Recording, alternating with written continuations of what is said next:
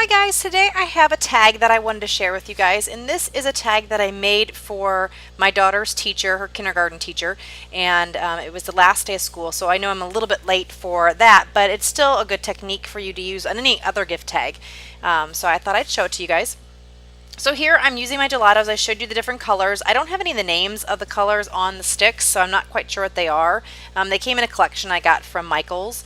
So I just rubbed them down, and now I'm using a baby wipe to kind of blend the color together.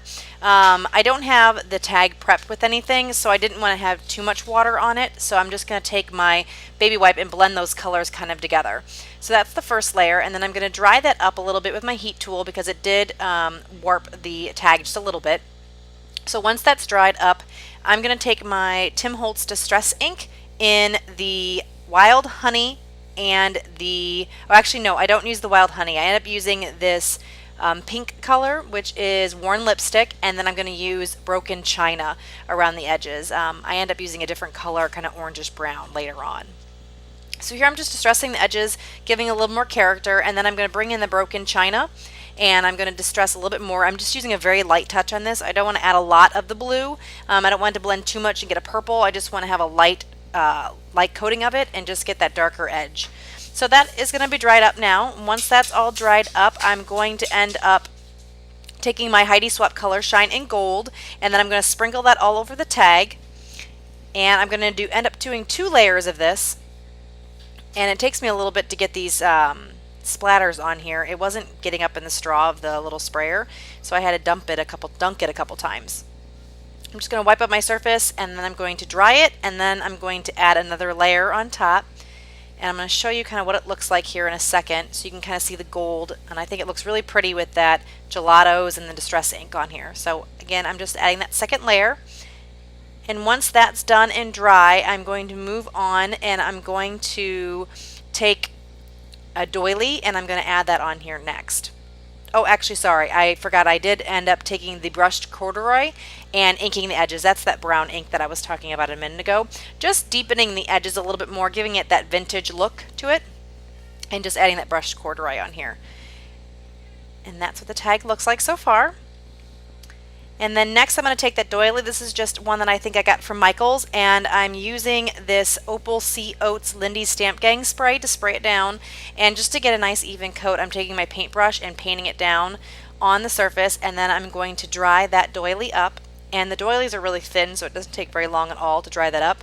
So I'm going to add a couple layers of this Opal Sea Oats. I kind of want just a real vintage worn look to it, so I'm going to dribble on some here.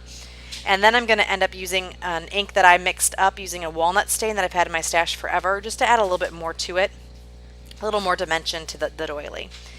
I'm going to dry that up again, and then I'm going to end up gluing that doily on the bottom kind of corner of the tag, just using my ATG gun and then using my fine liner bottle to get in some of the little nooks and crannies. And I'm going to show you that bottle in just a second here. So here you can see that's the fine line bottle, and it's a standard tip. I've had heard a lot of people complaining about sometimes the tip still getting clogged, and I think with the Scotch Quick Dry, the standard size tip is a little bit better than the thinner one, so I would recommend using that little bit thicker gauge tip with your Scotch 3D or Scotch Quick Dry. So then I just trimmed off the excess doily, and then I'm going to add a little bit more brushed corduroy to the edges where I cut that doily. And so that's pretty much looks like what the tag is going to be. That's about the mixed media that I'm going to do on it. And then I'm going to adding these stickers and the Glitz Design Teeny Alphas. And I like the Teeny Alpha one because it has little lines and it reminds me of like school book paper. So I'm going to use those for most of the title, and I'm going to also use the thickers. And I use that little piece of wax paper so that I can move the title around a bit and make sure it's stuck, because I didn't want it to stick too much to the doily and then not be able to get it up. So we gave the teacher a a tote, a little tote bag. So I found this little idea on Pinterest or on Google, I can't quite remember. So I'm just basically saying, sorry about that, my phone was ringing, so I just had to grab that. And so like I said, I like these tiny alphas because it looks like a school book print, and then I'm using that wax paper so I can move it around. And I got that little tote bag, and so I'm writing, "Thanks for being a totally great teacher, and I am such a dork. So you're going to see here that I forget half the words.